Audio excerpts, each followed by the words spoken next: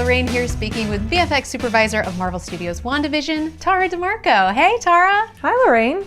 It's so great to get to talk to you. I'm so thrilled to talk about this show because it is such a love letter to classic television. Yeah, Kevin Feige really wanted us at every turn to stay as authentic to period filmmaking as we could. Was there anything that you found really surprising about working in black and white? The most surprising thing about working in black and white is then looking at the color, because you'll see some crazy colors that were done with our production design and our costume department because they all knew they would film better. So red films quite dark on the sensor. It just goes super, super dark and unreadable. We were losing Vision's features. So we did 2 days of makeup palette testing where we tried all different shades of blue and different shades of sheen, because some of that performance we keep, like some of that face is the real face. And we augment it with CG, clearly, but Paul as an actor is so expressive, and particularly when he was channeling his sitcom self, he was so expressive,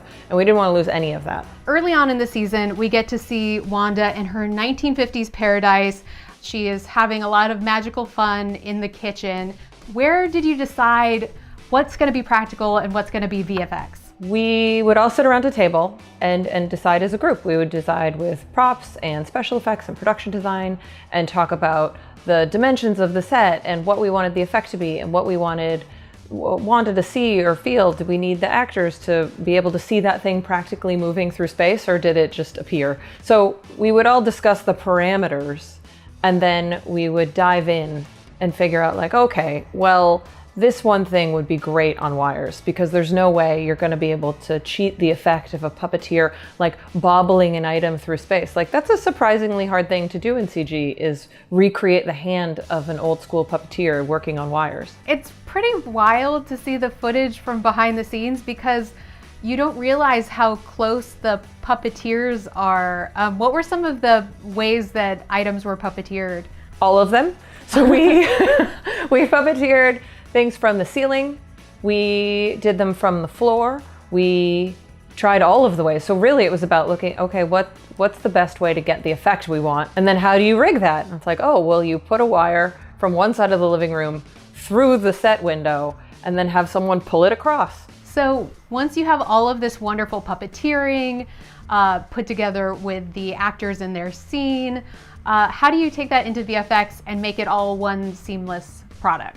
We take all of our in-camera elements, all of the pieces with puppeteered wires still in them, and then get to work at removing all of those wires and rods and everything else. And then we take that scene as prepped and go to CG with our director, and he might say, can I have a rolling pin, or can you make me one more of those cookie jars?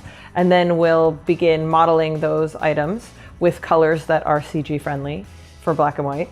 And we'll lay them out in the scene, do animation that is janky enough that it could have been done by a human with a rod or a wire. We didn't want anything too smooth, because then we would give up the gag with everything that was done with wires.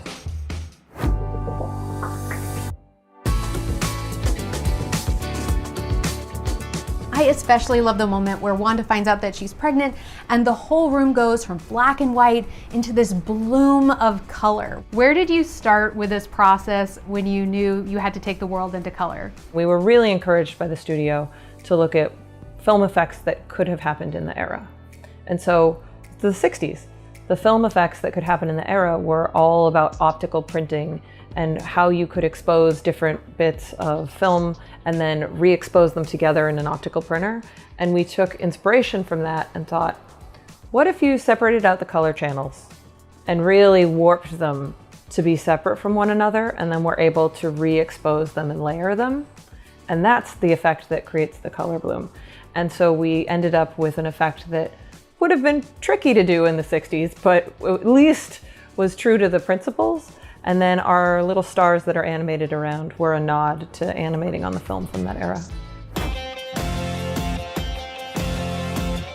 So when Wanda and Vision are getting into nesting mode, setting up the nursery, there's some really charming moments that happen as things start to literally take shape. What were some of the ways that was shot to trick the eye? The crib coming together was filmed with wires, with puppeteers. The paintbrushes we did both ways. There were some puppeteered paintbrushes that I think ultimately we used for reference, and we did CG paintbrushes. In that scene, there's also some wonderful moments, my favorite being the butterfly mobile. What was the initial idea for how much of that you could really do practically, as butterflies I don't imagine are super cooperative? Butterflies are not super cooperative, but one of the butterflies on Paul's nose is real, and the others are all CG. So we wanted at least one, so that we could see how it moved and see what it looked like and see that contact and actually just the wonder in their faces when we had this real live butterfly attached to Paul's nose. Pretty incredible. And then what we decided to do was animate the butterflies, and that allowed us, that opened us up to make it more fantastical, because if we had had real butterflies, you know, they have phenomenal colors, but they might not exactly match our nursery mobile. And this allowed us to art direct them a little closer to the mobile and get that perfect transition moment. So we have the epic moment where Vision meets Vision. How do you make them look like they're both Vision while giving them their own distinct look? The new Vision was designed by Marvel's very own Viz Dev team. He has an identical body, but a slightly different costume. He has an identical head, but slightly different panel shapes. And we gave him an interesting new synthezoid eye. Things that are important differences: the new Vision doesn't have a Mind Stone, so we put something Mind Stone-esque in the area where the Mind Stone was. So the interesting thing that comes with filming this kind of scene, you have two Visions, you have one Paul Bettany. How do you then shoot that scene to put it together in post? We shoot the scene twice. So we shot every scene with Paul as the hero, and then he would act opposite one of his stunt doubles, so that every performance is Paul. So once you have two Pauls and you've got him into one shot, how do you then create a logic battle? We take all of the elements from the set, we'll cut them all out and assemble them into scenes so that we feel like it's all one scene, and then we figure out what additional enhancements need to happen so that they really sit together. Does it mean a little bit of set extension or some atmosphere, or tracking one Vision into the other's original photography so that they share a camera move? Whatever we need to do to make them both feel like they're really there. And they're in a library. How was that shot? Was that a library? Did you create one?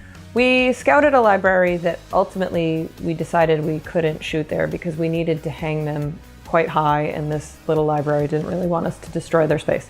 So we found it, loved it, photographed it, and then we went back to our stage and built 3/4 of it for real so that we could practically hang and spin them on a second floor so that we could get the shots from down below of them talking and spinning, and so we could get some shots drifting with them as they're on the second floor.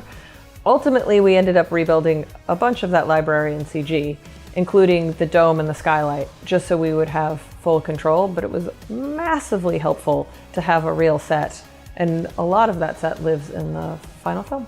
Are there any layers or different things that you put on top to raise the stakes of that feeling? Absolutely. We put bits of paper and laser beams. We have exploding wood, and we cut through the floor. So you end up with lots of stuff in the air and some stuff coming towards lens that helps the viewer feel like they're really in the middle of this tense battle beat. Looking back at this process, working on this entire series, the first Disney Plus series for the MCU, what has been sort of your favorite component or part of getting to work on this process? I think my favorite part of working on this process has been working with the director and the studio in the new character development. Every time someone else is introduced, I'm like, ooh, who is that and how cool is it? And now we've been able to contribute to that. Thank you so much, Tara. It was so wonderful talking to you. Everyone, be sure to watch Marvel Studios' WandaVision, now streaming all episodes on Disney Plus.